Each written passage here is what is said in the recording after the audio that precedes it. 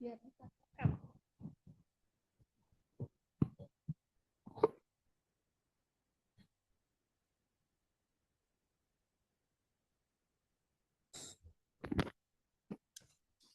Tes tes 1 2 3.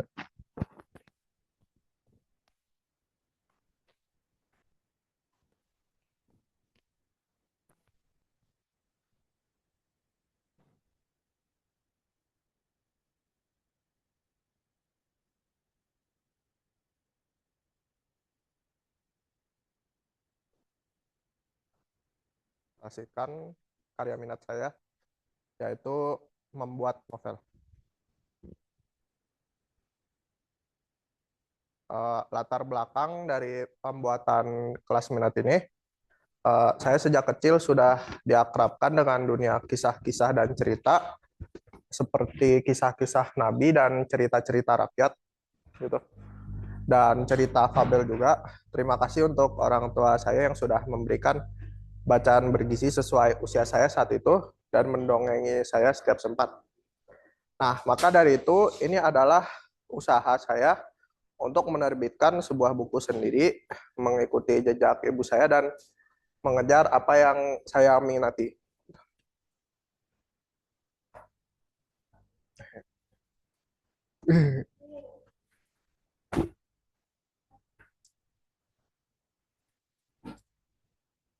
Keingintahuan terbesar saya adalah bagaimanakah sebuah novel yang bagus dibuat dan bisakah saya menerbitkan novel sendiri.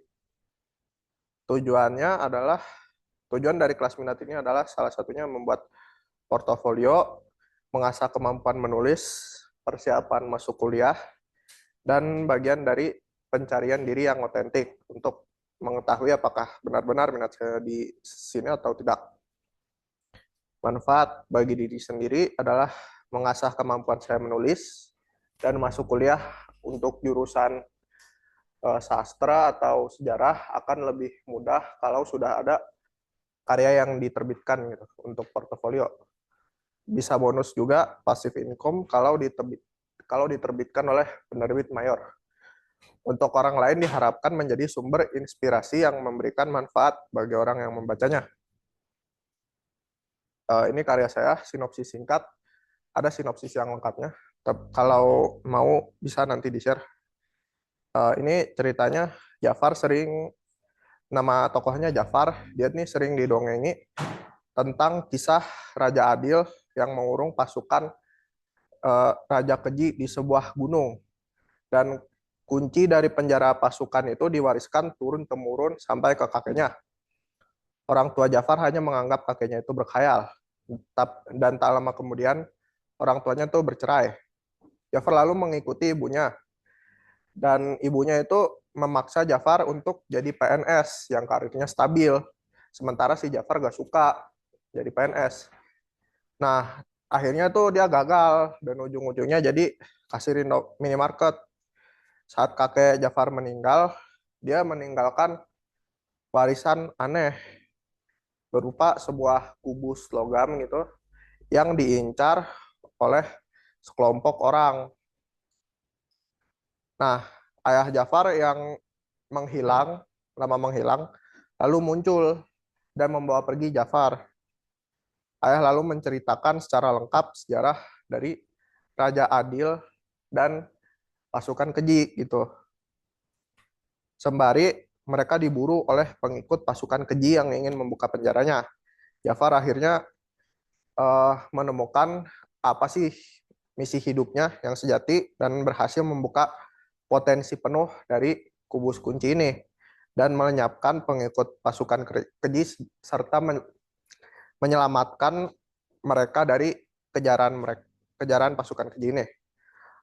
Ini saya ada mengambil sedikit inspirasi dari kisah Zulkarnain dan Yajuj Majuj, di mana kan Zulkarnain tuh sampai di suatu tempat yang masih belum beradab gitu, dan mereka tuh minta pertolongan, terus ya gitu deh, Zulkarnain berhasil menyegel mereka di suatu gunung. Nah, di cerita ini tuh saya berimajinasi bagaimana jika di gunung yang menjadi tempat Yajuj Majuj itu uh, ada yang mempunyai segelnya gitu. Dan pemegang kunci segelnya ini tuh terus diburu oleh uh, pengikut dari Yajuj Majujnya yang ingin membebaskan si Yajuj Majuj ini agar mereka bisa berkuasa. Metode pengumpulan data yang saya gunakan adalah konsultasi dengan Bu Aci terkait dengan bagaimana teknik menulis novel, brainstorm ide, dan pengenalan langkah-langkah penerbitan. Saya juga menganalisis mandiri alur-alur novel fantasi seperti serial Lumi atau Chronicles of Narnia. Menurut saya yang novel yang bagus untuk dianalisis adalah Chronicles of Narnia sebagai langkah awal. Sementara untuk serial Bumi menurut saya kurang bagus karena dia tidak konsisten alurnya. Kesimpulan, menulis novel itu adalah proses yang tidak sebentar dan memakan energi. Ciri utama cerita yang bagus adalah plot alurnya konsisten dan tokoh utamanya dia berkembang. Itu ada di setiap novel-novel dan cerita-cerita yang bagus. Pasti alurnya konsisten dan tokoh utamanya berkembang. Kebalikan dari yang jelek, biasanya alurnya itu tidak konsisten, biasanya ada celah-celah yang tidak masuk akal gitu, dan tokoh utamanya itu rasanya jalan di tempat, dia nggak berkembang tapi nggak menurun juga. Nah, kekuatan saya adalah memiliki imajinasi yang cukup bagus, dan saya juga bisa melakukan cukup banyak kalau saya mau, misal dari coding sampai kerajinan kayu gitu. Saya suka membaca buku, bisa cepat menguasai hal teknis praktek gitu, seperti penggunaan-penggunaan alat. Saya juga memiliki kosakata yang cukup luas. Kelemahan saya adalah kurang bisa membagi prioritas tugas, kurang bisa mengatur waktu, dan terkadang suka menunda. Nah, sampailah kita pada tanya jawab untuk presentasi kali ini. Apakah ada yang ingin ditanyakan?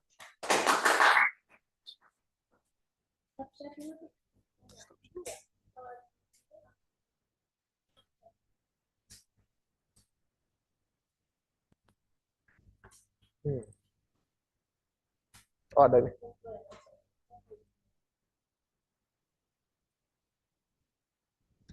Boleh, Bu Aci, untuk memberikan pendapatnya.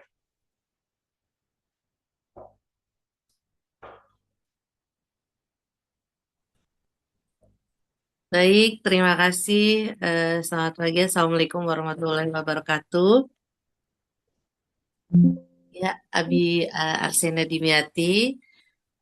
Dalam proses kelas minat novel ini, sebenarnya Ibu Aci cukup merasa surprise ya, merasa eh, terkejut karena baru mengetahui ada hal-hal lain gitu yang belum Ibu ketahui.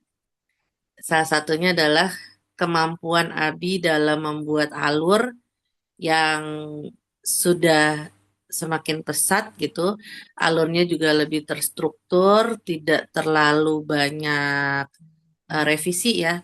Terutama Abi itu sudah bisa diajak untuk berdiskusi mengenai bagaimana membuat cerita yang baik, mengenai sebab akibat, logika cerita, dan lain sebagainya. Sehingga menurut Bu Aci, ya selaku mamah Abi juga ya, sudah melihat sinopsis yang Abi buat ini sudah lebih matang, kalimat-kalimatnya juga lebih menarik gitu. Dan yang sangat patut dibanggakan adalah Abi menulis semua ini sendiri, tidak memakai bantuan AI. Itu harus sangat diapresiasi karena berpikir adalah proses yang harus dilalui oleh seorang penulis, gitu. Jadi kalau seorang penulis melewati proses berpikir itu dan langsung menggunakan AI sebagai satu-satunya alat bantu itu sangat diharapkan ya, diharapkan tidak digunakan hal seperti itu. Jadi selaku pembimbing kelas minat Abi dan juga Mama Abi, Bu Aci berharap Abi bisa menyelesaikan novel ini dan bisa diajukan ke penerbit mayor karena novel ini punya potensi yang bagus sehingga kelemahan-kelemahan Abi termasuk sulit mengatur waktu dan lain sebagainya itu bisa dikalahkan gitu dengan latihan disiplin menulis satu hari minimal satu paragraf atau satu hari satu halaman. Sedikit demi sedikit, insya Allah novelnya bisa selesai. Semangat untuk Abiyatsena Dimyati. Demikian dari saya, Bu Ayu, Bu Tari. Assalamualaikum warahmatullahi wabarakatuh. Waalaikumsalam warahmatullahi wabarakatuh. Tes, tes. Baik, terima kasih Bu Aci. Alhamdulillah berkah sekali buat Abi ya. Punya kebutuhan, kemudian Allah penuhi langsung dari sumber yang sangat dekat. Ini termasuk hasanah dunia namanya. Hasanah dunia itu adalah kemudahan yang dekat, yang Allah dekatkan. Itu hasanah namanya. Insya Allah, Mudah-mudahan ini amin. memang buah-buahan dari Ibu Aci yang juga suka berbagi ya. Ibu tadi melihat bagaimana Abi memetakan potensi kekuatan Abi ya. Dan itu bukan sombong, itu namanya kenal diri ya. Jadi sangat penting sekali untuk tahu modal yang kita miliki hari ini seperti apa, kemudian harus apa saja yang kita maksimalkan karena itu semua adalah pemberian dari Allah Ta'ala ya. Jadi bentuk syukur itu yang pertama kali dilakukan adalah pemetaan dulu seperti yang tadi Abi lakukan. Melihat perkembangan Abi dalam 1,5 tahun ini, Ibu Alhamdulillah sangat senang dan mudah-mudahan Abi bisa menuntaskan. Yang penting itu ketuntasan ya. Iya, Pak. Jadi apapun yang Abi mulai selesaikan. Mau itu sebulan, 2 bulan, 3 bulan, 6 bulan, setahun, 2 tahun gitu. Karena apa namanya kebenaran informasi itu yang dari Allah itu adanya di ujung persoalan. Jadi kalau kita nggak sampai ujung itu nggak ketemu al-haknya. Itu ada ayat Qurannya ya. Jadi mudah-mudahan Abi bisa, Ibu sangat mengaminkan dari tadi semua perkataan Ibu Aci tentang novel ini bisa masuk ke penerbit mayor, mudah-mudahan ya. Ibu terpukau sekali Amin. dengan itu dulu, apa tuh, Tuan Abu-Abu ya. Wah, permainan katanya itu sampai diapresiasi oleh guru bahasa Indonesia dan masuk ke panggung graduation ya. Nah, jadi bakat Abi sangat kuat, mungkin ayah ibunya juga mendarah daging urusan kata kalimat struktur, paragraf, alur novel gitu ya. Jadi Betul. biasanya anaknya akan lebih hebat lagi karena dia Amin. membawa kebaruan. Kan ini ada darah ibu bapak, kemudian ada fitrah anak. Itu akan menambah satu keunikan baru. Itu dan itu akan jadi warna Abi tersendiri entah apa. Nah, Abi temukan aja nanti dalam perjalanan. Kalau Abi punya karakter ketuntasan, disiplin sedikit-sedikit, tapi konsisten, jadi Bi. Tapi mau sehebat apapun potensi kita, kalau nggak punya karakternya nggak kemana-mana. Gitu, biasanya ya. Iya, Pak. Tapi insya Allah Ibu doakan juga ya. Teman-temannya ada yang mau kasih komentar, silakan. Keren. Ada lagi yang lain? Satu kata. Silakan ditutup Abi. Ya. Terima kasih atas Bu Aci dan Bu Tari atas komentar dan masukannya. Saya tutup presentasi saya. Wassalamualaikum warahmatullahi wabarakatuh. Waalaikumsalam warahmatullahi wabarakatuh. Terima kasih Bu Ayu, Bu Tari. Izin pamit. Ya, terima kasih. Assalamualaikum. Waalaikumsalam warahmatullahi wabarakatuh.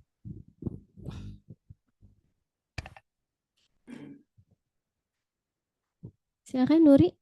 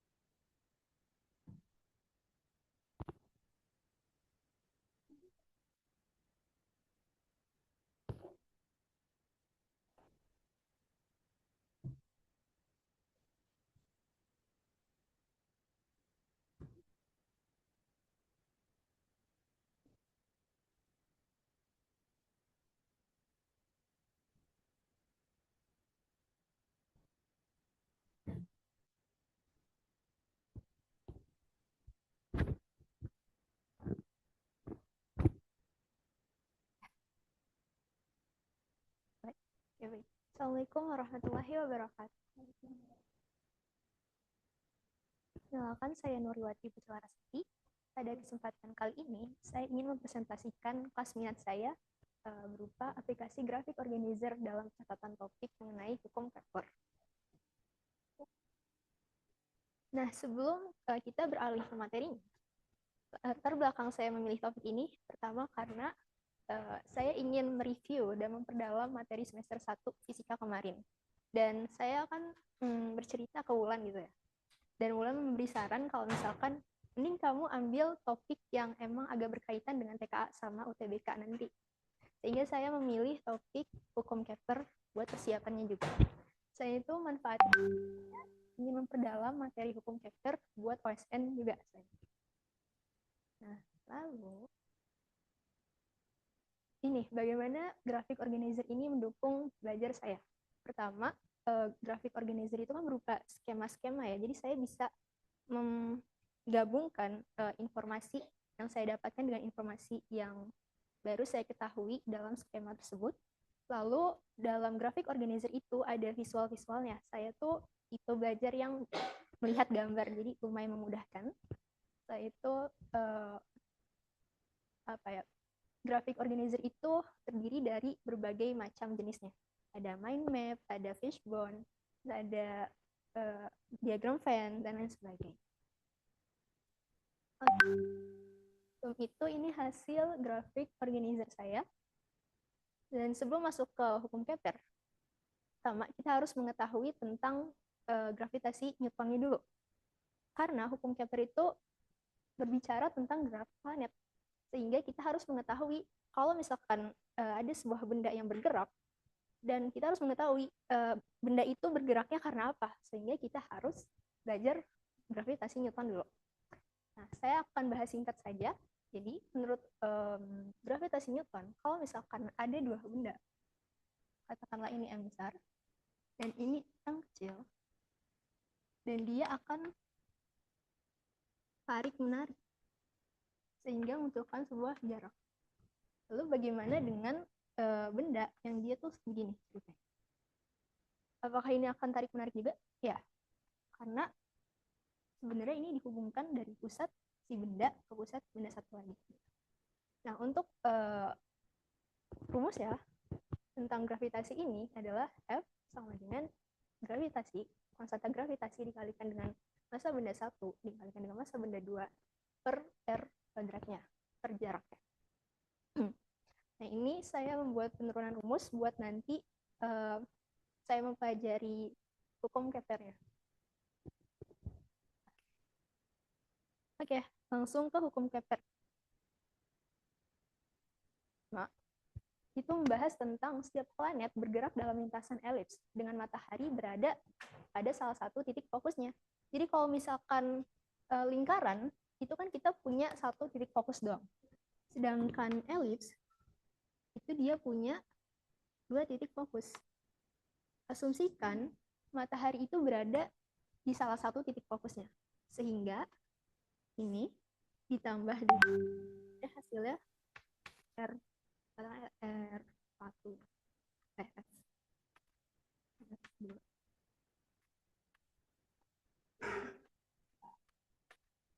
akan jadi satu ini. Lalu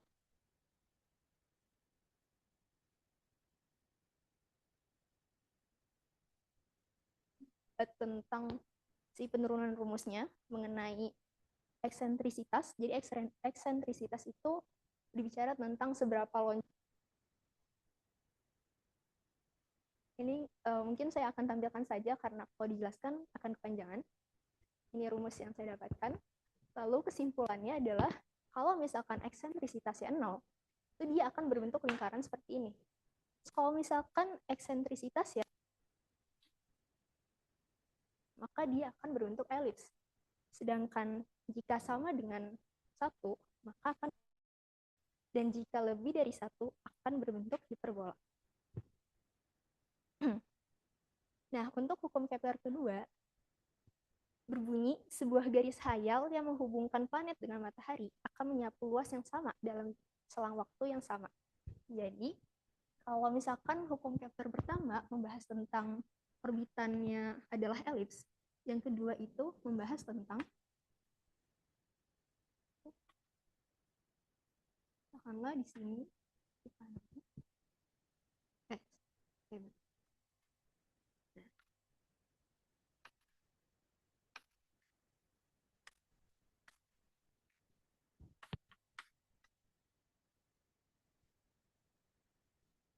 dari titik A ke B, luas jejaring ini sama dengan luas jejaring C dengan D. Sehingga kalau misalkan kita lihat, ini kan dia jaraknya lebih besar daripada ini.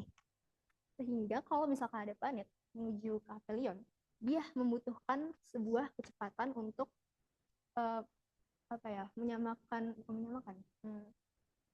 mematuhi hukum momentum sudut. Nah, untuk rumus-rumusnya, sebenarnya karena dia sama, berarti dalam hukum momentum sudut, itu simbolnya L, si LAB sama dengan LCD. Nah,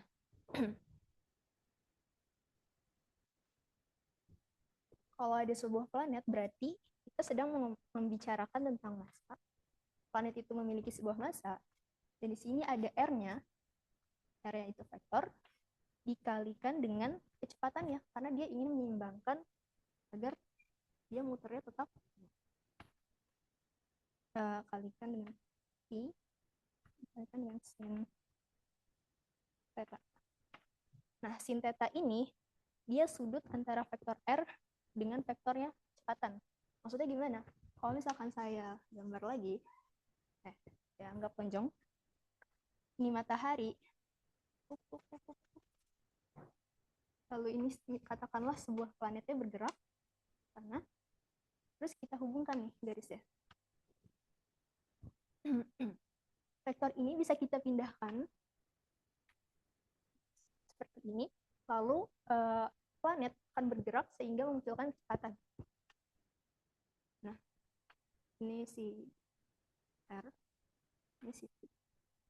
Sedangkan ini juga akan bergerak, lalu di sini akan memunculkan kecepatan keluar sentripetal, dan vektor yang ini kita pindahkan.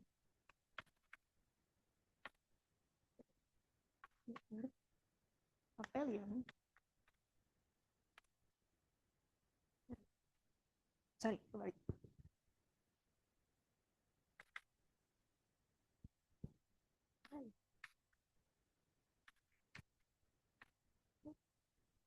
Nah, sehingga kita bisa dapat bahwa RP A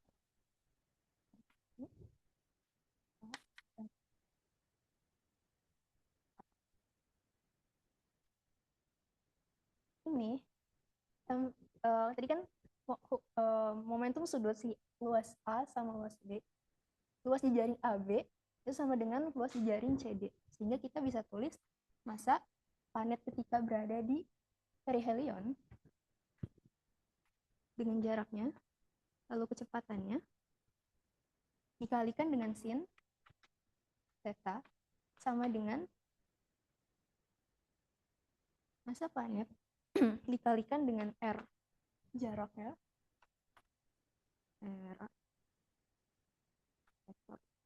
lalu kecepatannya sin theta. Nah, sin theta ini kan bisa kita tarik gariskan lagi kan vektornya. Lalu kecepatannya akan bergerak ke sini. Sehingga kita bisa lihat kalau ini sudutnya 90 derajat. Jika sudutnya 90 derajat, kalau misalkan kita masukkan sin 90 derajat adalah 1, sehingga ini M-nya kita coret, lalu kita muncul persamaan RP sama dengan I, P sama dengan RA, I, A. Atau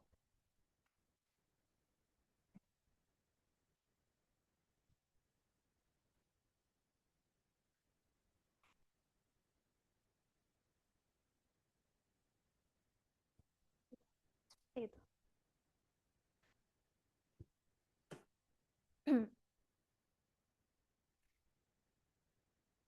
Nah, untuk hukum Kepler ketiga, itu berbunyi tentang kuadrat periode orbit planet berbanding dengan pangkat 3 jarak rata-ratanya dan dengan dari matahari.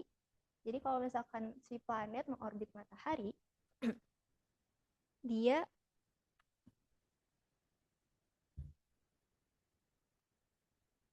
memiliki sebuah jarak R. Lalu ini ada massa matahari dan ini planet. Yang satu katakanlah. Dan ini V-nya. Dan rumusnya tadi adalah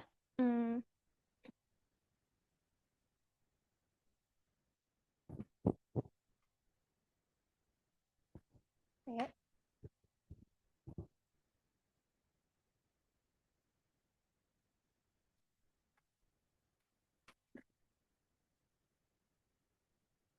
karena bunyinya kuadrat periode orbit atau ketika planet mengelilingi matahari itu berbanding dengan pangkat 3 semi mayor. Semi mayor itu adalah jarak rata-rata planet terhadap matahari. Lalu katanya ini adalah C atau konstan. Tapi maksudnya konstan ini apa? Ternyata ini tuh dijawab di hukum gravitasi, hukum Newton. Saya tidak akan menjelaskan penurunannya bagaimana, tapi mungkin kalian bisa lihat di situ karena itu agak panjang. Lalu kita dapatkan si konstannya ternyata adalah 4I kuadrat per G konstanta gravitasi dikali dengan massa matahari. Oke. Lalu masuk ke refleksinya.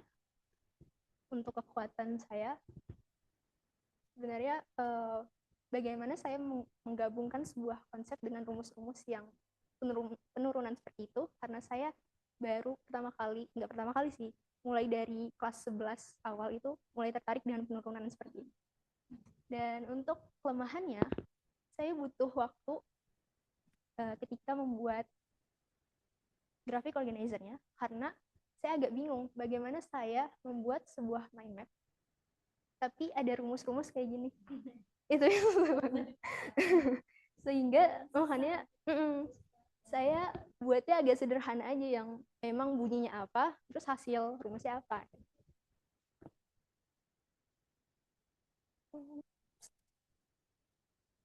Dan untuk opportunity-nya, mungkin ini bisa dijadikan sebagai media pembelajaran. Jadi grafik yang saya buat tadi, kalau saya lupa, saya tinggal baca aja. Oh, hukum Kepler pertama itu bunyinya tentang ini, orbit. Langsung ingat, oh berarti itu gitu. Lalu tips-nya, bagaimana saya menjelaskan rumus dengan mudah kepada audiens.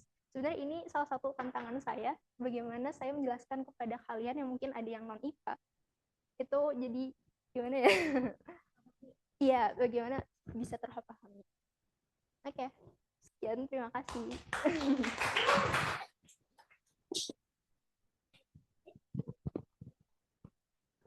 Cek. Ya, Nurit, terima kasih banyak ya atas hasil pengerjaannya sama kelas minat. Jujur, saya juga merasa impresif gitu ya melihat bagaimana Nuri bisa menjelaskan kembali dari topik yang dia pelajari, lalu dikombinasikan dengan bagaimana memperbaiki catatannya menggunakan graphic organizer. Dan memang kalau masalah beneran rumus ya, dibikin ke sebuah mind map itu memang challenging juga. Dan tapi seperti yang tadi juga itu udah sangat baik sekali sih menurut saya. Apalagi menyesuaikan juga kan dengan cara belajarnya. Jadi saya rasa mudah-mudahan tidak hanya bisa diterapkan di mapel fisika atau di materi ini saja, tapi mudah-mudahan bagaimana kamu belajar dan membuat catatan itu bisa diterapkan juga di mapel yang lain gitu. Jadi untuk membantu kamu belajar lebih mudah lagi juga di materi yang lain, di pelajaran yang lain juga. Itu sih mungkin cukup sekian dari saya. Assalamualaikum warahmatullahi wabarakatuh. Waalaikumsalam warahmatullahi wabarakatuh. Terima kasih. Ya, selamat ya Nuri. Ibu senang sekali Nuri masuk ke dalam rumus, karena rumus itu visual semua isinya, ya kan? tidak perlu graphic organizer itu sudah core-nya anak MIPA rumus itu. Karena kan dalam satu baris itu memuat begitu banyak konsep ya. Jadi mungkin satu buah rumus itu kalau diuraikan bisa 4-5 halaman teks gitu ya. Betul. Dan Nuri juga, Ibu sangat bahagia Nuri sudah menikmati menurunkan rumus. Karena I think the real scientist is the main jobnya itu ya begini ini nih, nurunin rumus, membuktikan ya. Jadi selamat memasuki dunia sains. Semoga Allah terus menuntun membimbing Nuri ya. Dan pada setiap ikhtiar jihad Nuri ikut OSN, ikut apa ya, kan Ibu masih mengingat air mata Nuri ya di kelas 10 ya, paniknya mau masuk MIPA karena nggak kuat matematikanya ya. Tapi sekarang Nuri membuktikan bahwa ketika ketakutan itu dihadapi, kemudian uraikan satu persatu kan terurai juga ya, alhamdulillah ya. Nuri sekarang masih sedikit kelihatan gugup tapi lebih percaya diri ya dalam menurunkan rumusnya gitu. Yang penting banyak latihan aja. Oke. Ibu Marisa silakan.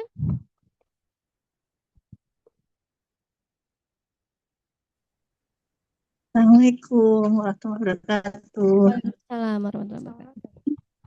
Ya, sebelumnya Bunda mengucapkan terima kasih ya untuk semua guru atas bimbingannya dan untuk Nuri yang alhamdulillah sudah bisa menyampaikan paparannya ya.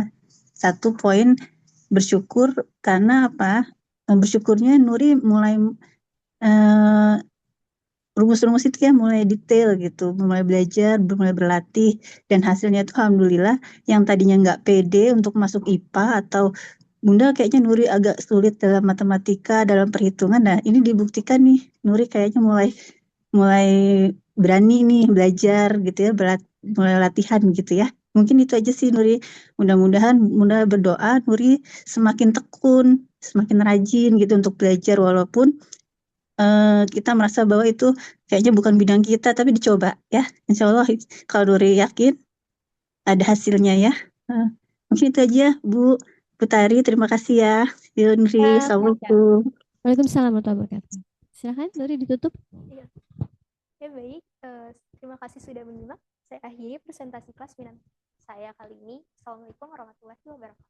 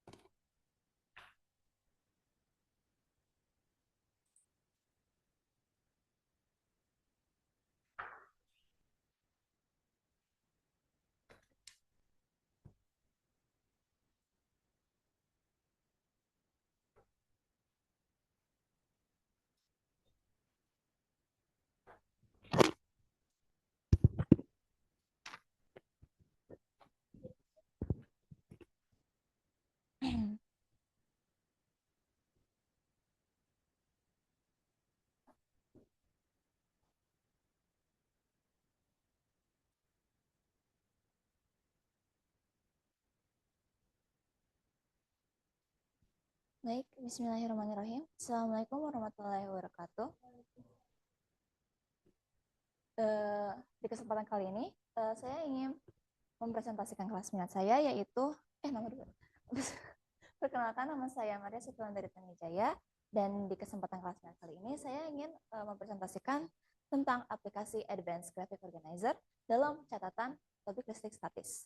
Nah, untuk pendahuluan, saya di kelas minat ini lebih fokus ke pemakaian Advanced Graphic Organizer-nya ketimbang topik listrik statisnya, karena listrik statis itu hanya untuk pendukung pencatatan saya. Baik. Nah, kenapa saya memilih topik ini? Pertama, saya itu sebelumnya merasa kalau cara belajar saya itu ada yang salah atau tidak pas gitu. Dan yang membuat saya itu ingin mencoba mengupgrade ke cara belajar yang lebih baik. Nah, dengan itu saya cara belajar baru. Nah, itu menggunakan graphic organizer gitu. Dan saya juga ingin melihat seberapa efektif sih si graphic organizer ini gitu. Nah, apa manfaatnya untuk diri sendiri itu? Saya mendapatkan insight dari hasil eksplorasi dan dapat mengaplikasikan catatan graphic organizer dalam kehidupan sehari-hari. Jadi jangka manfaatnya lebih panjang serta melatih pola berpikir dalam belajar. Bagaimana itu bisa melatih pola pikir saya? Nanti akan saya jelaskan. Nah, lalu untuk orang lain mungkin dengan audiens melihat kelas minat saya ini dapat mendapatkan insight dari hasil eksplorasinya. Nah, kita ke penjelasan tentang graphic organizer. Graphic organizer sendiri adalah alat bantu visual seperti diagram, peta atau bagan yang fungsinya itu untuk menyederhanakan informasi, berpikir kritis, menghubungkan gagasan, dan meningkatkan pemahaman materi. Contoh-contoh yang akan saya jelaskan, akan saya tunjukkan itu ada fishbone diagram, mind map, dan Venn diagram. Jadi kegunaan masing-masing graphic organizer ini punya kegunaannya masing-masing gitu. Jadi nggak semua itu tentang melihat gagasan atau hanya melihat persamaan, pokoknya beda-beda lah. Kita ke fishbone diagram. Jadi fishbone diagram ini contohnya,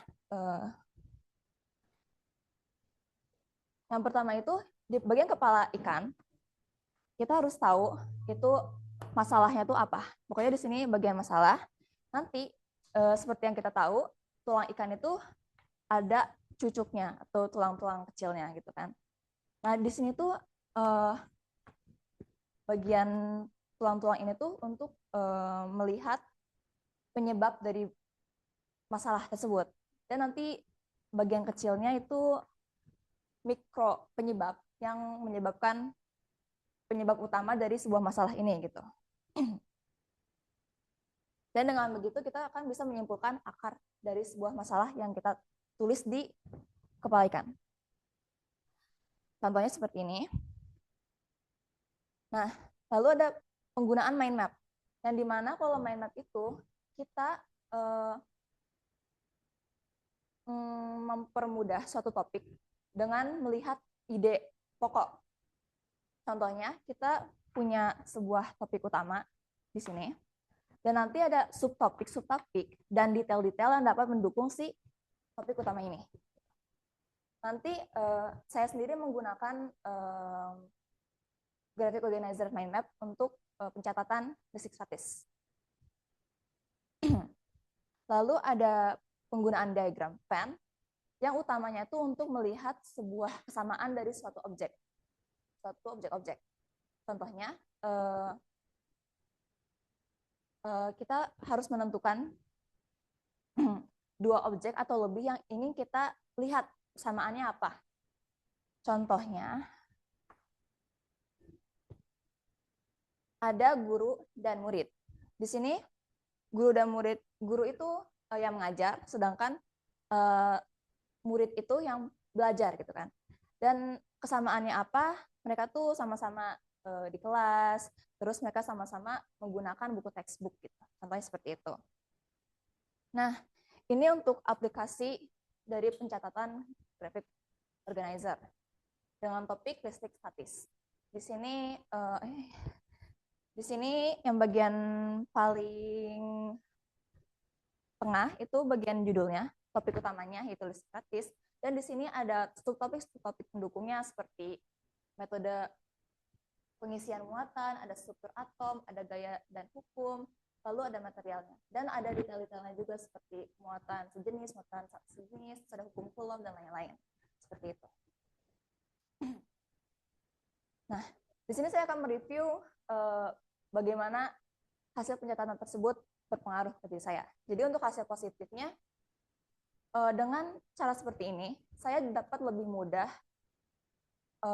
namanya juga mind mapping ya, jadi lebih nempel gitu ke otak saya, jadi dapat kayak, oh basic statis ada ini, kalau kayak gini gayanya apa gitu, kalau kayak gini apa gitu kan. Ya lebih mudah lah nempel ke otak. Yang kedua itu melatih memilah data yang pokok. Di sini agak tricky.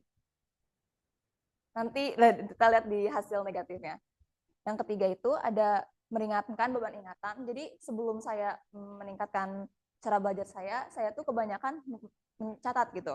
Dan itu banyak detail yang membuat saya malah overwhelmed saat pencatatan. Jadi saya merasa kayak ini kok kayak banyak banget yang harus bukan dihafal sih, cuman kayak masuk otak gitu. Jadi kayak pusing gitu. Lalu keempat itu meringankan cara pencatatan gitu. Jadi lebih irit tulisan kayaknya ya, lebih ya gitulah ya.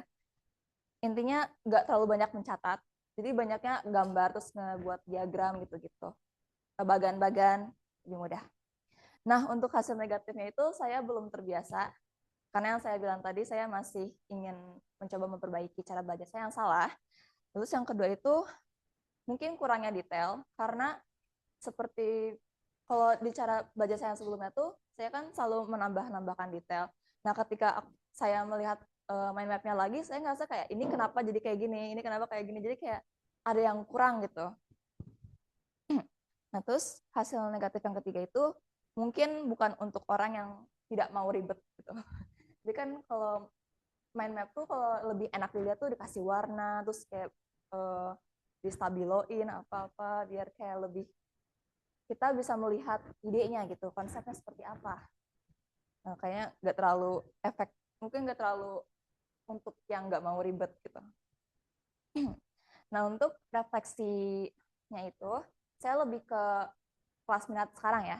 Jadi kekuatan saya di kelas minat kali ini tuh, saya peka terhadap diri sendiri. Maksudnya apa? Kan untuk mengetahui saya tuh kurang dalam belajar mandiri atau apanya tuh, kita perlu kepekaan ya. Jadi menurut saya itu adalah sebuah poin plus gitu. Lalu saya juga berani mengeksplor hal baru, karena ada orang yang nggak mau eksplor karena keluar dari zona nyaman gitu kan. Lalu yang weakness atau kelemahan, saya masih belum maksimal dengan kelas minat semester ini. Mungkin ya gitu. Mungkin karena ini waktu kelas minatnya lebih singkat ya. Lalu kalau graphic organizer ini menurut saya jangka panjang. Jadi efeknya tuh pasti bakal kelihatan kalau misalkan lebih banyak ya. Kalau misalkan cuman baru satu tuh kayak belum terlalu kelihatan garis besarnya banget gitu. Untuk opportunity dari pencatatan graphic organizer ini, yaitu meningkatkan pemahaman dan kebutuhan visual. Jadi untuk orang-orang yang cara belajarnya tuh visual atau kinestetik gitu ya, mungkin graphic organizer ini paling cocok untuk kalian gitu. Karena saya sendiri itu cara belajarnya melihat visual dan mencatat. Lalu ini juga bisa didukung oleh teknologi digital. Seperti presentasi kali ini, saya menggunakan Ibis Paint untuk memudahkan saya dalam pencatatan graphic organizer ini gitu. Jadi kalau misalkan di kertas kan harus hapusnya tuh agak susah ya. Terus kayak kalau di digital tuh hapus tanpa ada bekas gampang gitu. Lebih mudah. Lalu untuk ancamannya, oversimplification itu maksudnya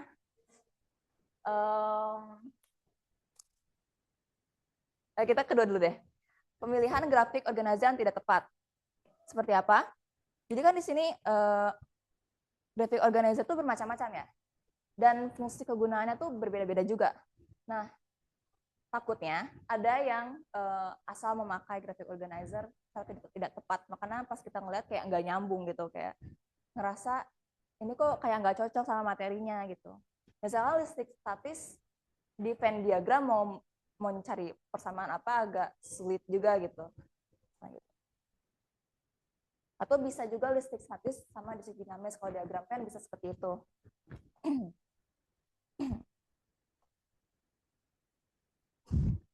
Dan mungkin segitu saja dari saya. Ada kayak yang ingin bertanya?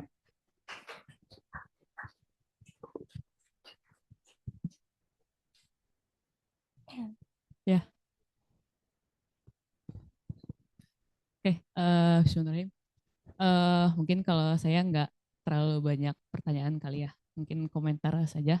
Tapi memang selama proses pengerjaan pencatatan ini ya, saya dan Sofi juga banyak berdiskusi karena ternyata masalah kita dalam belajar itu kurang lebih sama. Jadi belajar itu kadang terlalu mendalam dan terlalu jauh. Jadi pas bikin catatan malah pusing. Bagian mana saja yang harus masuk ke dalam catatan gitu. Jadi eh, kami banyak berdiskusi juga dan memilah-milah gitu ya. Materi-materi mana saja sih yang kelihatannya nggak terlalu jauh gitu untuk masuk ke dalam catatan dan masih bisa mudah untuk dipahami dan mengaplikasikan mind map ini gitu. Dan alhamdulillah ini sangat bagus gitu ya. Untuk saya juga pribadi visual learner juga. Jadi memang melihat ini tuh cenderung apa ya, lebih mudah membayangkan di mana sih materi-materi yang sudah kita tuliskan gitu. Jadi mengingatnya berdasarkan letak kalau saya pribadi. Dan saya melihat ini sudah ya bagus gitu ya. Dan alhamdulillah kalau misalkan memang dari Sofi sendiri sangat terbantu gitu dengan mind map, dengan mind mapping. Mungkin itu saja komentar yang bisa saya berikan. Mudah-mudahan bisa bermanfaat juga di materi lain ataupun di mata pelajaran lain. Semangat terus Sofi dan mudah-mudahan bisa segera ketemu gitu ya cara belajar yang lebih baiknya lagi. Mungkin sekian dari saya. Terima kasih. Wassalamualaikum warahmatullahi wabarakatuh. Terima kasih Bu Sekar. Alhamdulillah, jadi banyak ya diskusinya dengan Bu Sekar ya tentang listrik statisnya ya. Ada juga listrik statisnya. Baik. Ini juga cukup telaten ya Sofia. Ada biru untuk semua elektron ya itu ya. Lumayan tuh effortnya, tapi menyenangkan. Nah itu yang penting. Karena kalau belajar itu menyenangkan, itu akan lebih terserap ya. Kemudian daya tahan kita juga untuk belajar lebih lama gitu. Intinya sih sebetulnya apapun yang bisa membuat Sofi belajar lebih lama, dicoba gitu. Karena nanti pada akhirnya yang dibutuhkan kan untuk mengekspor sebagai seorang saintis justru daya tahan ya dalam belajarnya gitu. Ibu senang sekali Sofi mencoba hal baru, ini graphic organizer. Nanti coba buat berikutnya. Perbedaan Ibu mau lihat. Ibu kasih PR ya. Listrik statis dan dinamis. Jelaskan kepada orang yang sudah lama tidak belajar IPA, pakai diagram Venn bisa, atau bisa juga pakai, jadi dia tetap 2 kolom, tapi yang sebelah kirinya itu diberikan kategorinya. Misalnya definisi, nah ininya statisnya apa, dinamisnya apa, dan seterusnya. Tetap di tengah-tengahnya adalah persamaan. Gitu. Cuman dia ada kategorinya. Tanpa kategori juga nggak apa-apa sih. Kita bisa dengan cepat. Misalnya tadi kan murid dan guru ya, learn, teach gitu kan. Kita juga bisa, asalkan posisinya sama-sama di situ, kita bisa melihat bahwa itu adalah 2 hal yang disandingkan misalnya. Selamat ya, Sofi. Baik, silakan Pak Azam dan Ibu Yeni untuk memberikan komentar, saran, pertanyaan untuk Sofi.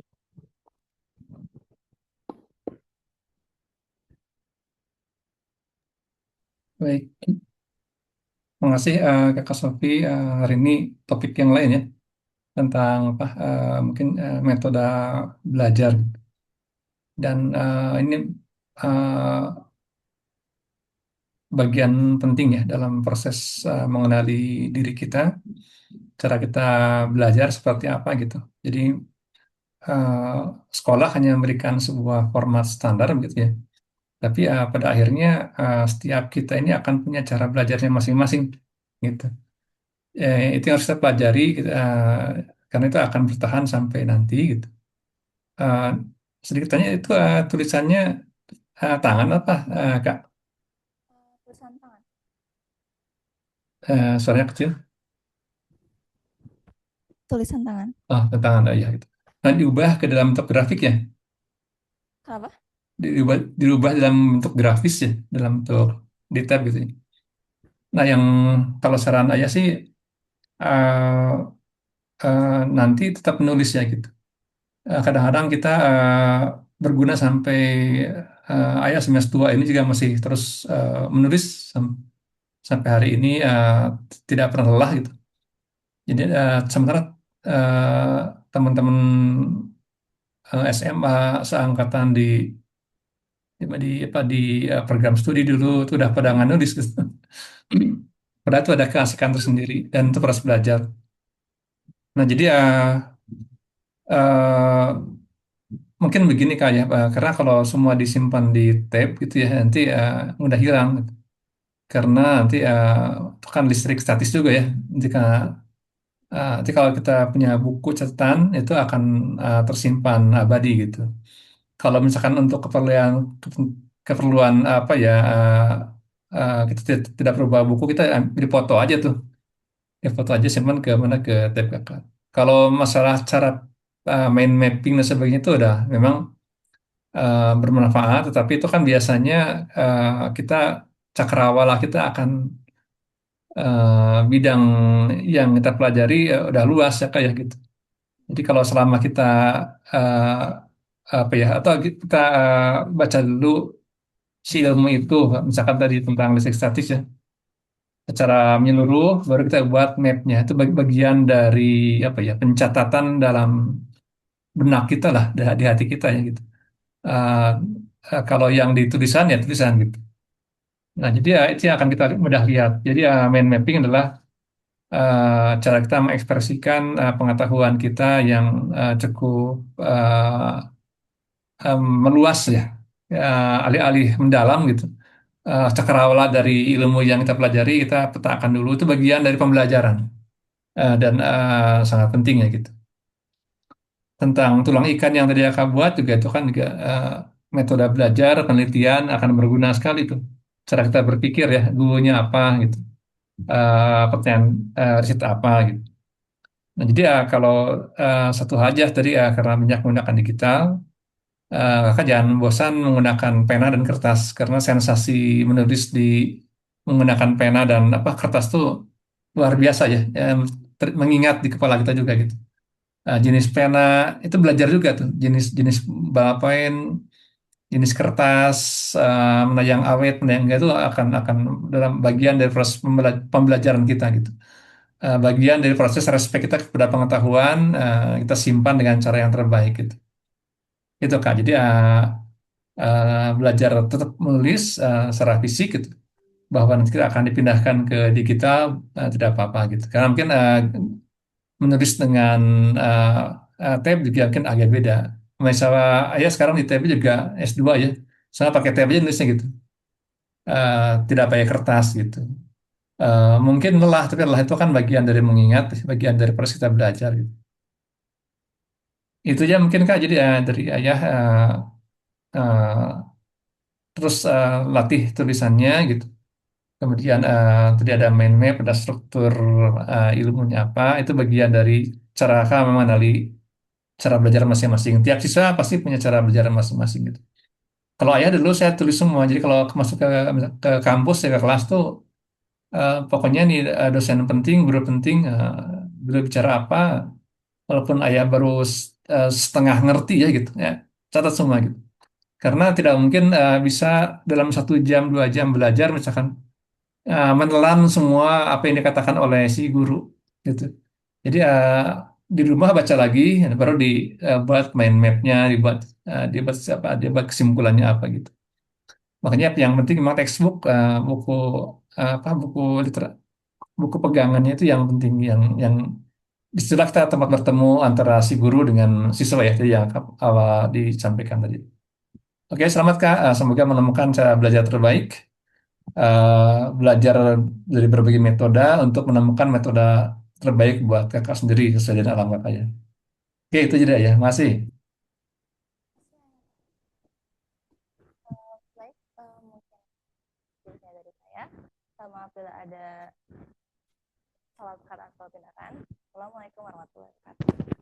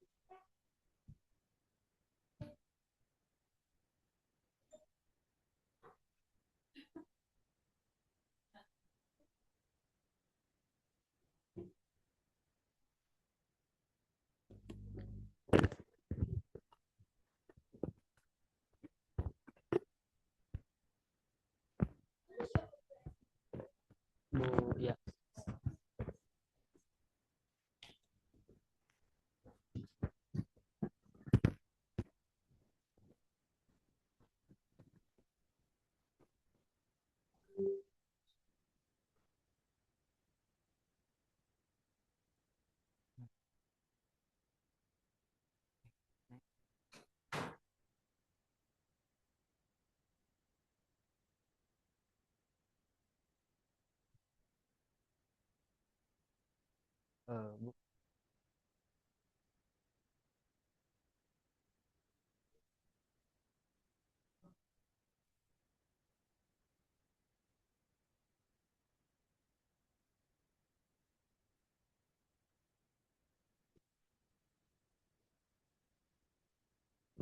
Assalamualaikum warahmatullahi wabarakatuh. Jadi di kesempatan kali ini saya akan mempresentasikan kelas minat saya tentang membuat komik.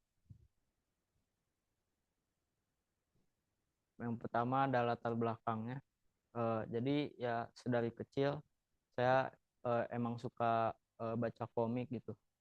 Terus saya juga suka menggambar dan saya berpikir kalau saya bisa gambar, kenapa nggak bikin komik sendiri gitu.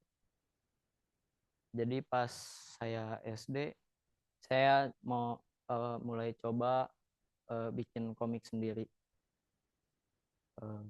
Lalu sampai SMP kelas 9, saya jadi malas dan nggak punya semangat lagi gitu buat. Jadi di kelas 11 ini saya mau coba lagi gitu bikin komik sama ngelatih skill menggambar saya. Lalu di sini ada beberapa mangaka atau komikus yang menginspirasi saya untuk membuat komik. Yang pertama ada Tatsuki Fujimoto, Kazameong, Aoyama Gosho, One, Eiichiro Oda, sama Hideaki Sorachi. Ini contoh-contoh karya dari mangaka atau komikus yang tadi. Lalu di sini ada keingintahuan terbesar saya. Bagaimana ya cara membuat komik singkat dengan cerita yang menarik. Lalu tujuan di sini yang pertama ya untuk portofolio, yang kedua untuk menghibur pembaca, dan yang ketiga untuk melatih skill menggambar. Dimanfaat untuk diri sendiri, ya melatih dan meningkatkan kemampuan kreativitas, menggambar, imajinasi, dan daya ingat. Untuk orang lain, menghibur orang yang membaca dan menyampaikan pesan moral dari cerita komik. Lalu di sini ada penjelasan tentang komik. Komik itu adalah media seni yang menggunakan gambar tidak bergerak, yang disusun berurutan dan dipadukan dengan teks yang biasanya tuh balon kata, dan bentuknya tuh berbeda-beda untuk menyampaikan cerita, narasi, atau informasi. Lalu di sini ada tahapan pembuatan komik. Yang pertama menentukan cerita, lalu menciptakan karakter, menggambar panel, dan membuat storyboard. Nah, di sini ada jenis-jenis komiknya. Yang pertama itu komik strip, biasanya tuh 4 panel doang, dan ceritanya tuh biasanya tentang lelucon atau sindiran. Lalu ada komik daring atau webtoon yang cara bacanya tuh di scroll gitu. Terus ada komik Jepang atau manga yang biasanya tuh warnanya hitam putih, dan cara bacanya tuh dari kanan ke kiri. Berbeda dengan komik barat, contohnya ini Petualangan Tintin. Ini cara bacanya tuh, nah ini cara bacanya tuh dari kiri ke kanan, dan berbeda dari komik Jepang. Komik barat ini lebih berwarna daripada komik Jepang. Lalu di bagian produknya ini saya sempat gambar-gambar eh, 3 halaman komik. Nah, ini.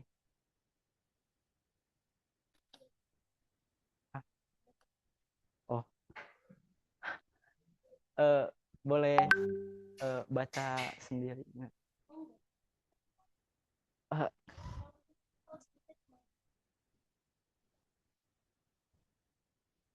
Eh, jadi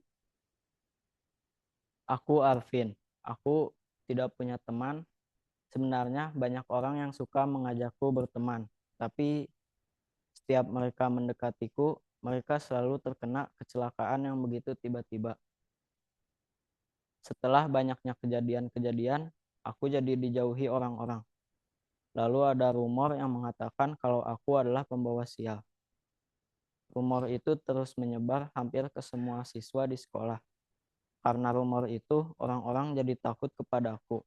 Jika aku mendekati mereka, mereka akan lari terbirit-birit karena takut terkena sial. Eh, gimana? Ya, pokoknya di sini tuh ada apa ya? eh, 2 orang teman eh, yang melihat si Arvin ini sedang sendiri di kursinya, lalu mengajak berteman. Ya,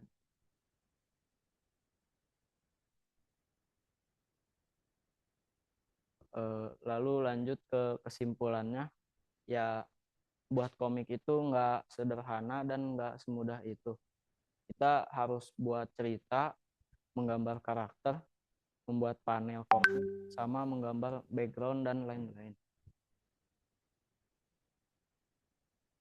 Lalu refleksi saya untuk kekuatannya, saya mudah tertarik hal baru, punya rasa ingin tahu yang tinggi. Untuk kelemahannya, saya kurang percaya diri, terus masih suka menunda-nunda waktu.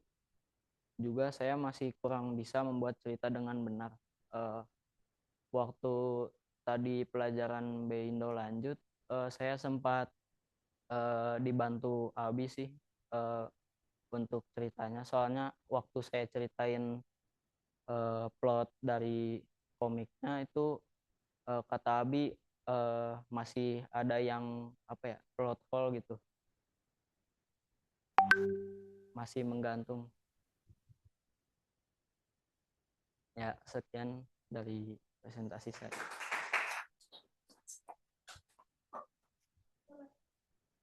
Bukan.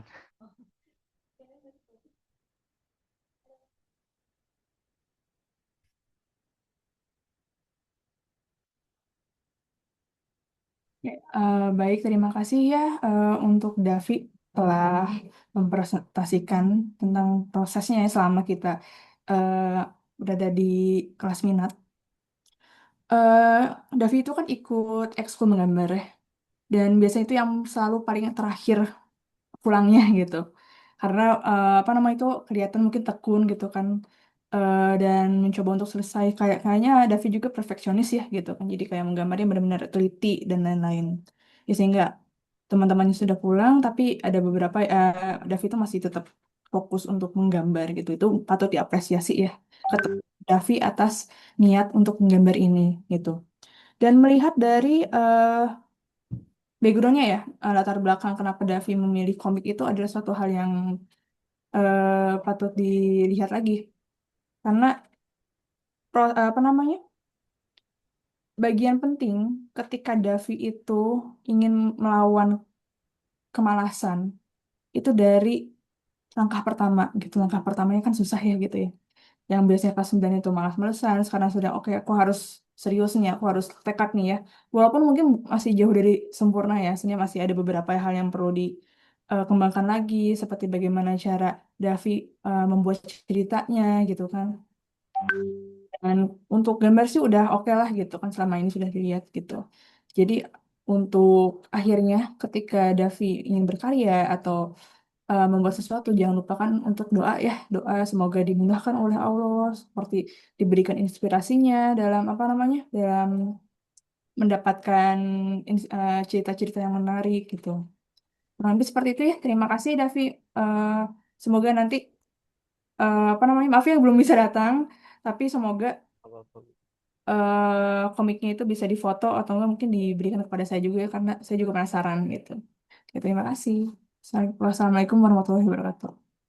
Waalaikumsalam. Terima kasih Bu. Nambahin buat soal cerita gitu ya. Aku juga punya experience gitu ya nulis buat ngebikin komik gitu ya. Itu kan sebenarnya dua bagian tuh, story writing sama illustrating gitu ya. Iya. Kalau aku lemah di story writing gitu, makanya mungkin kalau misalkan Davi ngerasa hal yang sama gitu ya buat soal cerita, eh saya rasa komik gede itu bukan kerjaan satu orang gitu.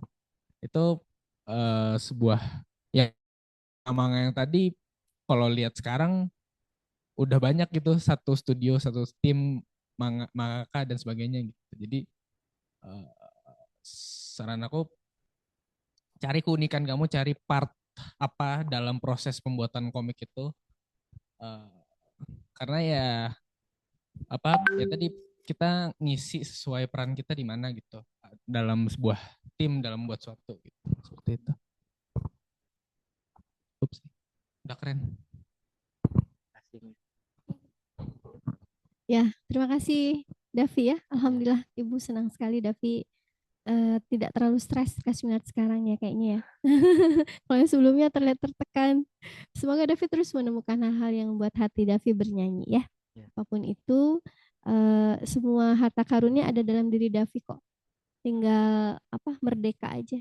Feel free gitu untuk mengeksplor diri ya. Tapi juga harus rajin, tekun, disiplin gitu. Tanpa itu nggak bisa kemana-mana juga. Ya, oke. Yang penting tuntas sama tadi nasihat Ibu ke Abi ya. Tuntasin aja apapun yang dimulai, jangan berhenti sampai selesai gitu.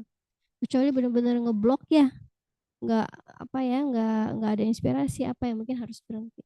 Tapi kalau masih bisa dilawan di itu, ada kemampuannya, ada kesenangannya, terusin aja. Kapan aja, di mana aja, bawa kertas. Ya, ya Bi ya. Gimana Bi cara nulis novel? Di mana aja, kapan aja, bawa laptop atau pakai komputer ya? Abi lebih suka di komputer. Abi bawa notebook nggak kemana-mana untuk mencatat ide? Enggak, tapi tersimpan di kepala. Kalau komik nggak tahu bagaimana caranya. Apakah harus ngotret-ngotret di mana aja gitu ya? Ngegambar, bawa kertas gitu. Lebih ke untuk mencelupi diri aja dengan dunia baru ini gitu. Mungkin bisa tanya Bu Alia nanti, Bu Puspa. Bu gimana sih caranya untuk jadi seorang seniman? Ya, Iya. Davi kan lagi banyak nyoba-nyoba ini itu ya. Iya. Belum ketemu ya? Hmm, Atau udah mulai ketemu arahnya? Mau kuliah di mana misalnya? mau ini sih DKV. Oh, mau di kafe? Iya. Oh, alhamdulillah. Sok diseriusin ya. Bismillah. Silakan boleh ditutup. Dari orang tua. Orang tua. Oh ya, silakan. Ada ibu, ada bapak. Oh, ada Bunda Davi. Silakan Bunda Davi, mangga. Assalamualaikum warahmatullahi wabarakatuh. Selama beberapa hari ini, alhamdulillah ya, lihat Davi fokus sama apa yang diminatinya, senang banget gitu. Biasanya selama ini teh fokusnya sama game. Jadi alhamdulillah lihat Davi fokus ke sesuatu yang lain itu apa namanya, bikin happy aja gitu. Walaupun kayaknya mungkin kurang waktunya karena bikin komik kan nggak bisa semudah dan secepat itu gitu. Tapi alhamdulillah lihat apa namanya, dia fokus sama sesuatu yang lain selain game itu bikin senang aja. Itu aja sih Bu.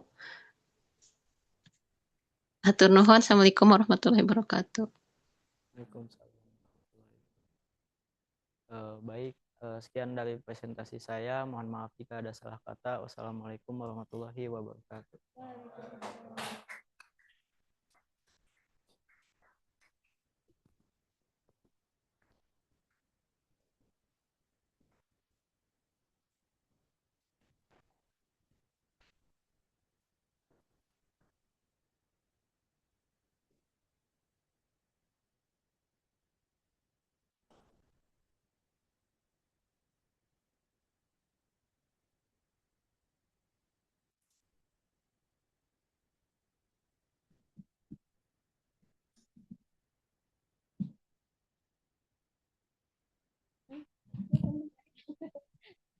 you send me the passport list atau bisa? Oh, gambar? Oh, enggak.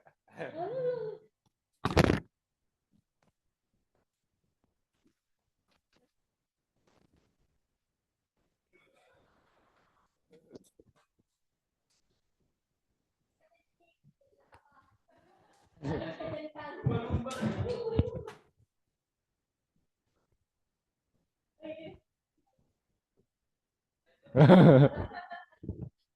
So,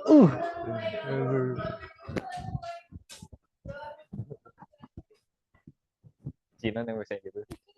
Tes, tes. Tes, masuk kali ya.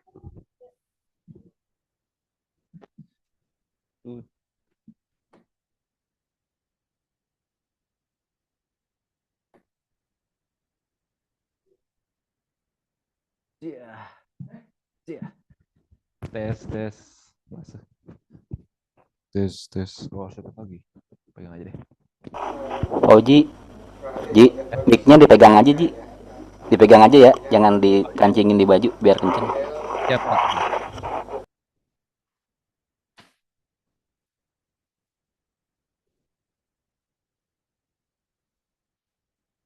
Oke, bismillahirrahmanirrahim. Assalamualaikum warahmatullahi wabarakatuh. Kali ini di sini saya Fauzi Ismail dan kelas minat saya adalah pengembangan produk yang merupakan bagian dari teknik industri. Jadi di latar belakangi saya penasaran dengan teknik industri, akhirnya saya mencari ekspor teknik industri dan juga akhirnya bergelut di bidang teknik industri untuk apa ya yang bisa saya lakukan gitu, yang merupakan bagian dari teknik industri. Dan poin yang saya dapat setelah bertemu expert adalah bahwa teknik industri itu agent of change, yaitu bahwa adanya selalu ada yang namanya dialektika materialisme. Selalu ada yang namanya perubahan, sesuatu yang dinamis, sesuatu yang terus berkembang menjadi sempurna. Yang itu bisa disebut dialektika materialisme, yaitu tesis, sesuatu yang disampaikan, sesuatu yang dibuat, sesuatu yang diproduksi, itu selalu ada saja antitesisnya. Selalu saja ada pembaharuan yang itu adalah kontra atau pro atau apapun itu yang merupakan pengembangan dari tesis itu. Dan akhirnya terbentuk sintesa. Sintesa itu hasil dari penyelesaian masalah antara gap antitesis dan tesis. Gitu. Kemudian akhirnya saya dan expert saya, Bu Ine Fatona, mencari apa yang bisa saya perbaiki celahnya gitu antara tesis dan tesis, yaitu yang saya temukan dan kesempatan keuntungannya adalah SIMAS Alka. Di mana SIMAS Alka ini mempunyai momentum gitu, baru dibuat, baru dijalankan dan juga sudah cukup berjalan. Ji, belum di share screen. Belum di share screen. Belum.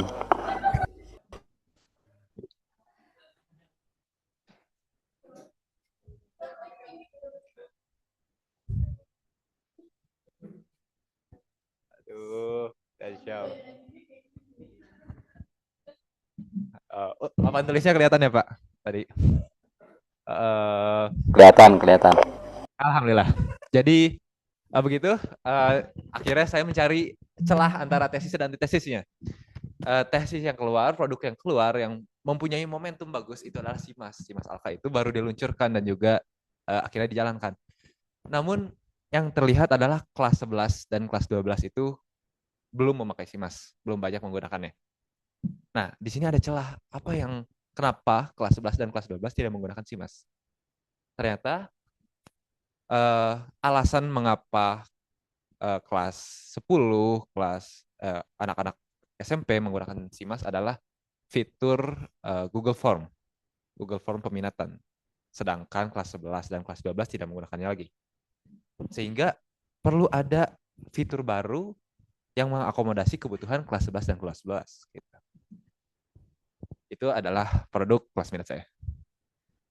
Sehingga pertanyaan penelitiannya, bagaimana meningkatkan usability aplikasi atau keterpakaian atau yang mengakomodasi kebutuhan kelas 11 dan kelas 12.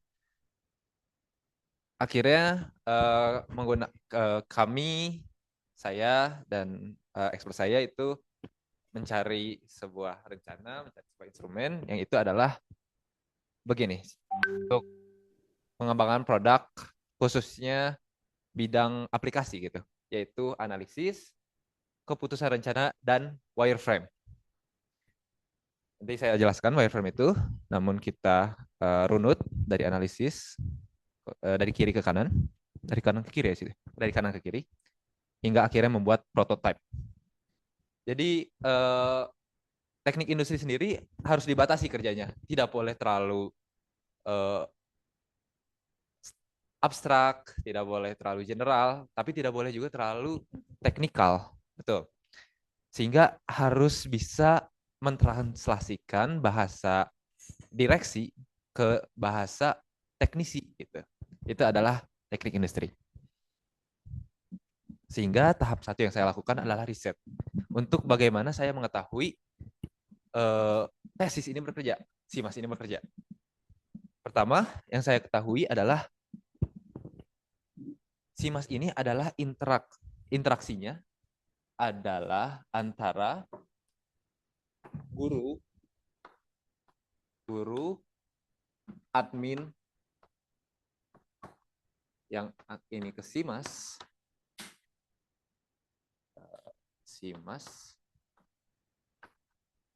baru ke murid.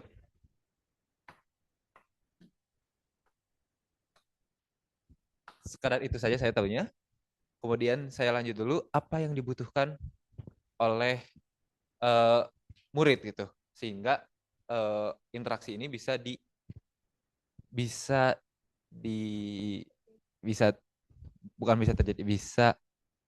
dioptimisasi gitu.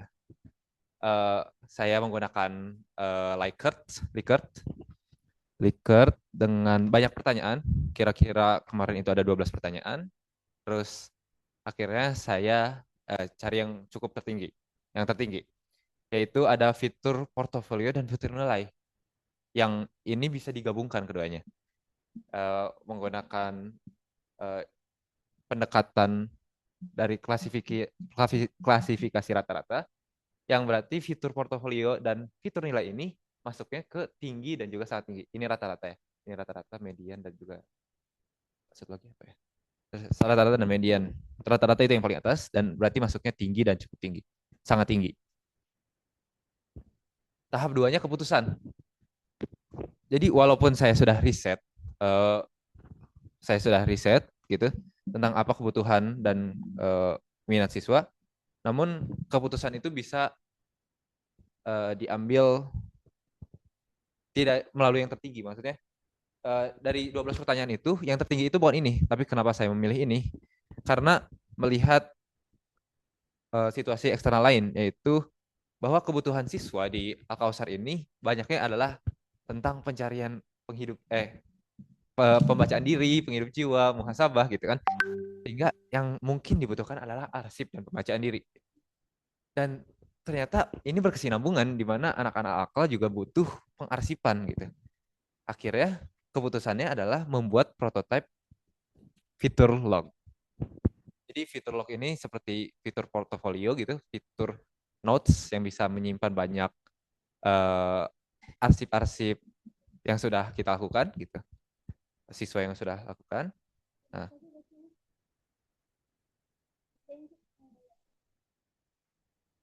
Oh ini enggak Bu.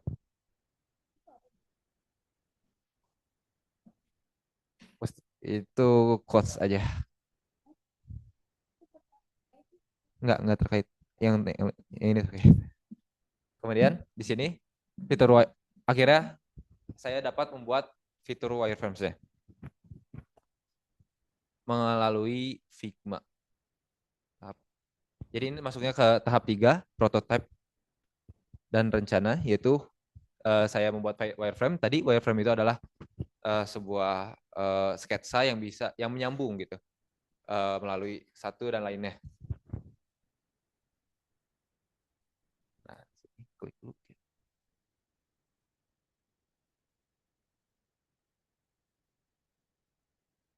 Oh, ada lagi.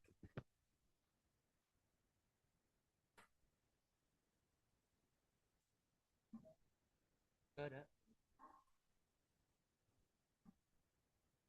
Di nomor kamu ada nih? Kelas 9. Di kelas, ke kelas 9.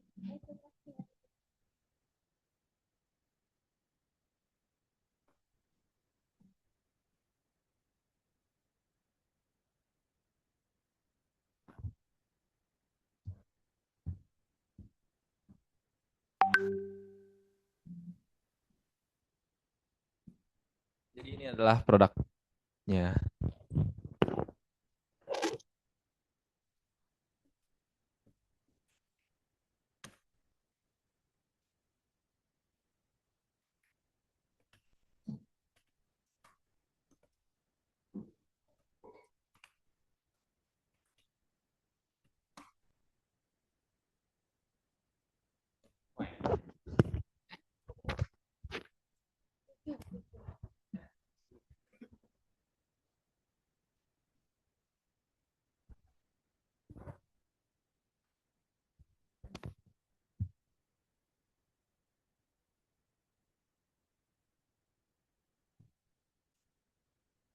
Oke, berikut jadi ini produknya. Ini SIMAS aslinya, SIMAS yang sekarang gitu. Dan ketika diklik ke siswa, ke bagian siswa, itu akan muncul jadwal, kehadiran, bio, dan log. Ini fitur barunya. Itu log di sini. Kita baca di belakang.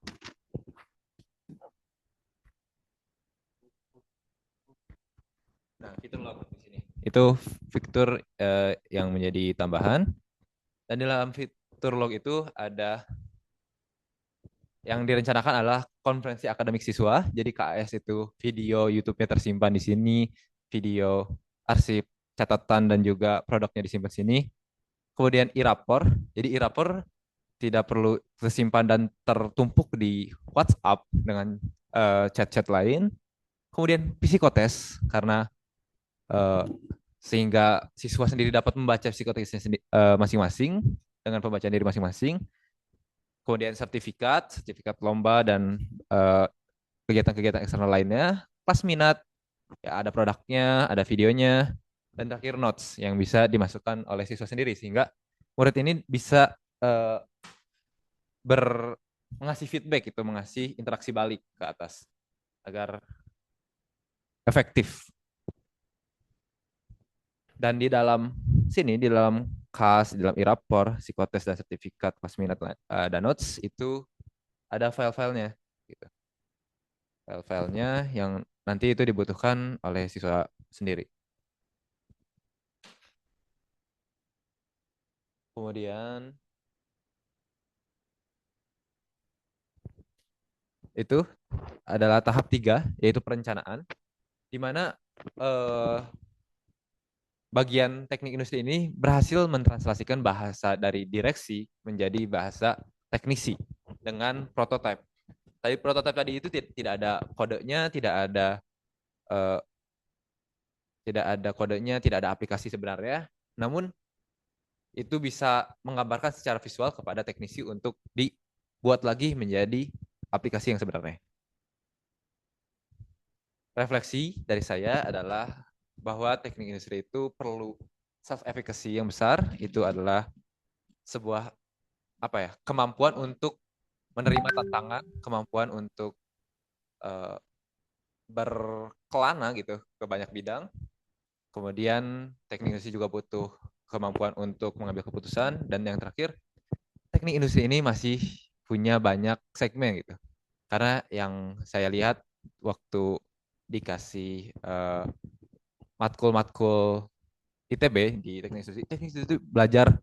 Jadi ada satu SKS tentang mesin, satu SKS tentang lingkungan, satu SKS tentang sipil, semuanya dipelajarin di teknik industri. Betul. Jadi sehingga yang saya simpulkan dari produk kelas minat saya juga bahwa masih banyak pencilan-pencilan kecil-kecil lain dari teknik industri gitu. Dan saya pilih ini salah satunya adalah UI UX gitu, aplikasi. Dan masih banyak warnanya dari teknik industri. Yang menurut saya itu harus saya cari lagi mana warna yang lebih sesuai dalam teknik industri saya gitu. Begitu mungkin. Terima kasih sudah mendengarkan. Saya izin buka diskusinya. Apakah ada pertanyaan dan saran? Assalamualaikum.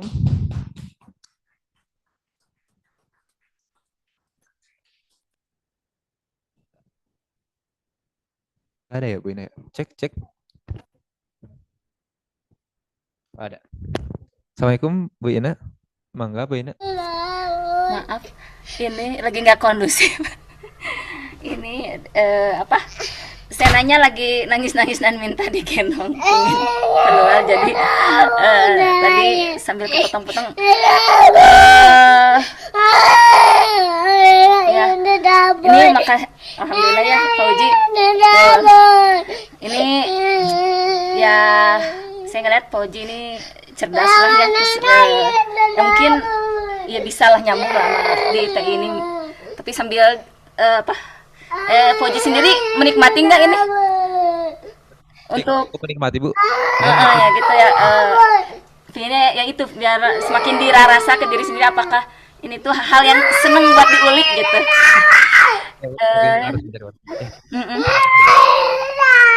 Maaf ya ini nggak kondusif, mangga dilanjut aja. Maaf ya. Tidak apa Bu. Terima kasih Bu. Silakan kepada Bu Yeni selaku orang tua Fauzi Ismail. Oh, Ibu bisa memberikan ini ya, komentar ya, alhamdulillah. Mohon izin Bu Guru, Bapak Guru di kelas sama Bu Ina. Mungkin nggak usah pakai itu Bu, nggak usah pakai background. Kenapa? Backgroundnya cuma tembok ya, doang sih. Ya, silakan. Ya, tadi putranya Bu Ina mengingatkan waktu Uji kecil suka menangis seperti itu sampai kelas 6 SD. Apa ya? Apa nyambungnya? Ya, tapi mungkin itu bagian dari kekuriusan Uji gitu. Uji sendiri nggak tahu kenapa harus begitu. Tapi itu jadi modal yang baik ya Ji ya, untuk mencari tahu, oh kenapa begitu. Nah, untuk produk Uji ini, kenapa harus pertanyaannya kenapa harus diperbaiki seperti yang akan Uji aplikasikan, apa yang akan Uji buat? Kenapa harus itu dipakai oleh sekolah? Oke. Kenapa fitur tadi harus dibuat ya? Ya.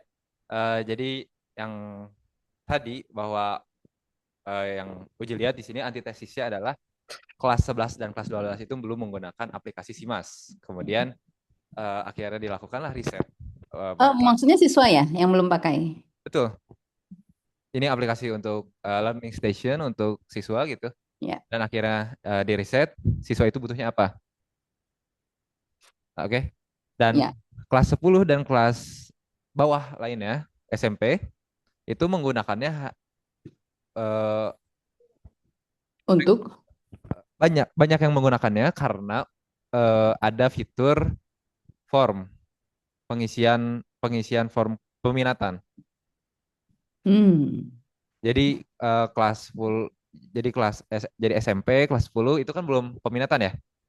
Itu ya. Selalu mengisi reguler, mengisi suka ini, suka itu, suka ini, beri rating setiap hari.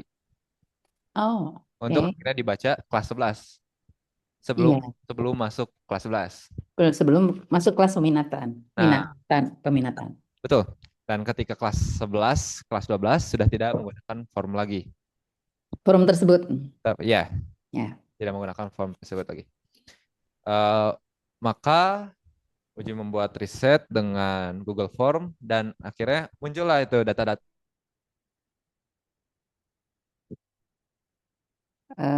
Sementara itu di sini nge-freeze. Nah, sekarang nggak nge-freeze lagi.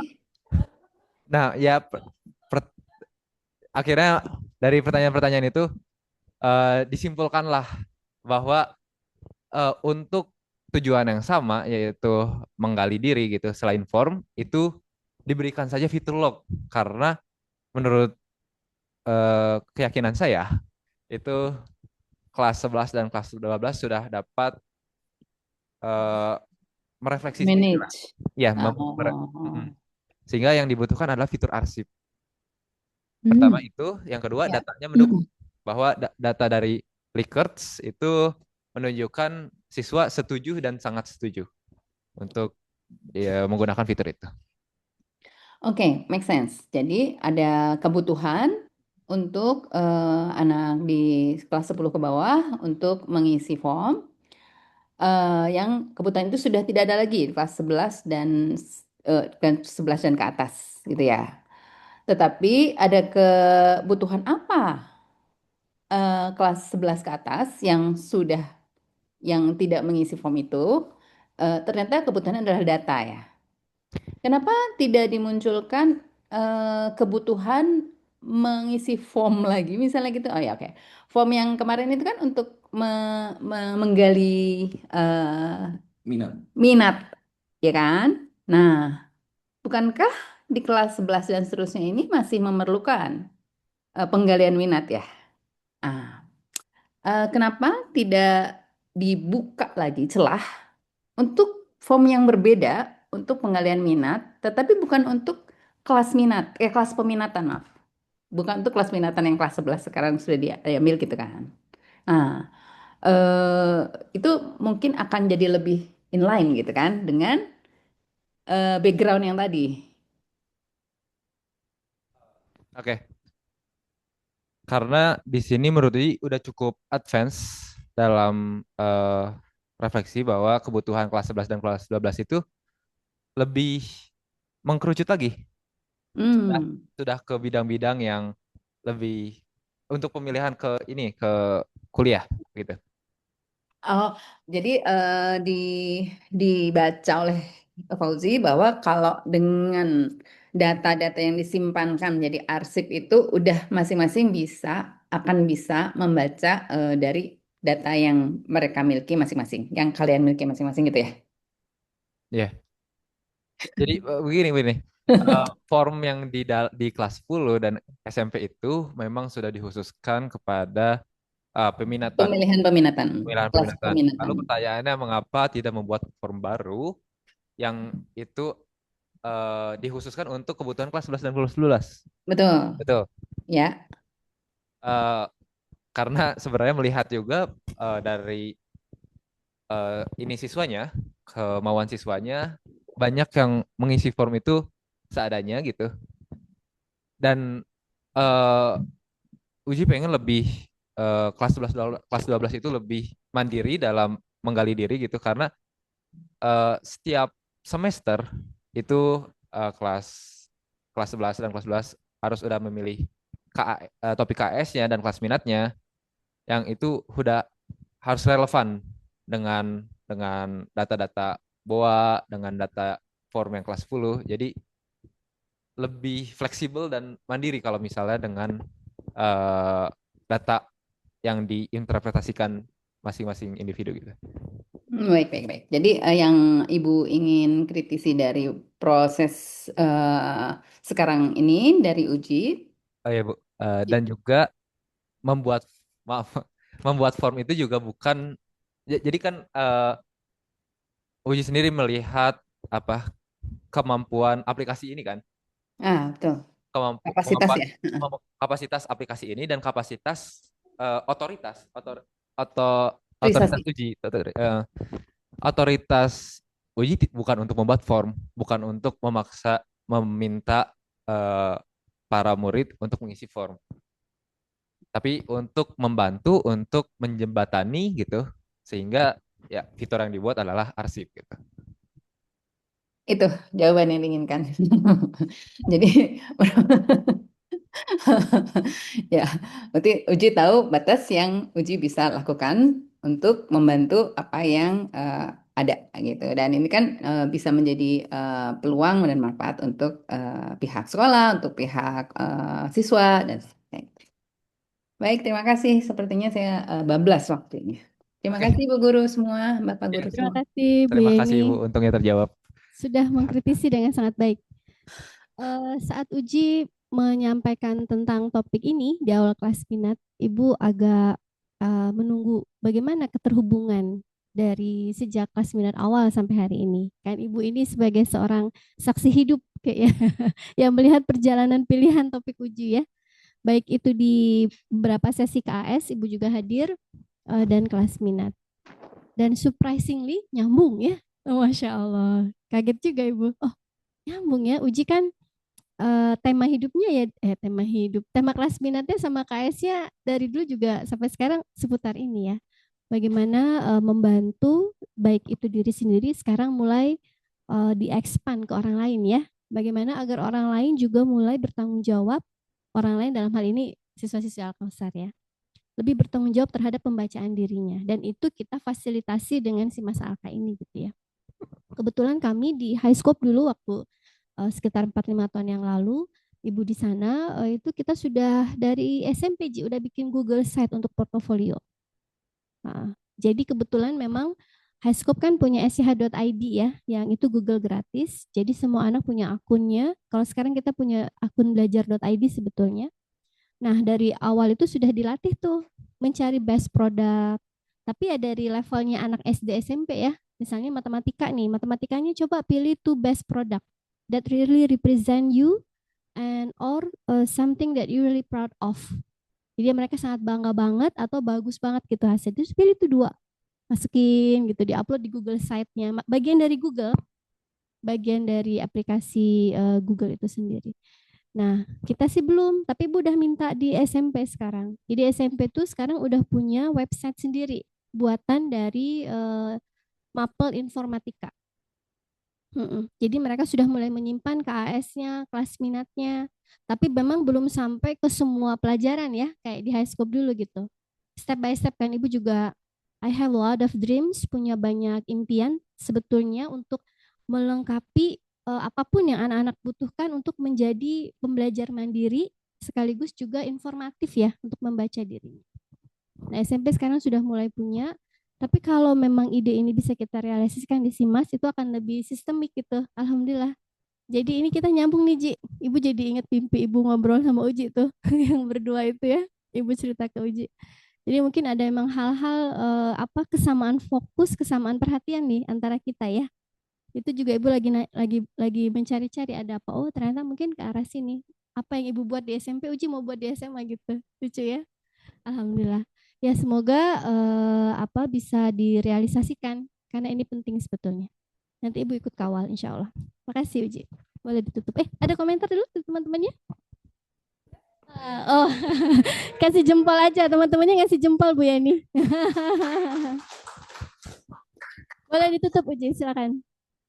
Baik, terima kasih semuanya Bu Ina yang sudah menutup Zoom-nya, kemudian Bu Yeni Zahirini selaku orang tua Fauzi Ismail yang sudah hadir, terima kasih. Kemudian, oh ya, ada Abang, Mas, kemudian ada Bu Tari juga sebagai pendamping di sini. Terima kasih semuanya yang sudah memperhatikan. Assalamualaikum warahmatullahi wabarakatuh. Waalaikumsalam warahmatullahi wabarakatuh. Terima kasih semua.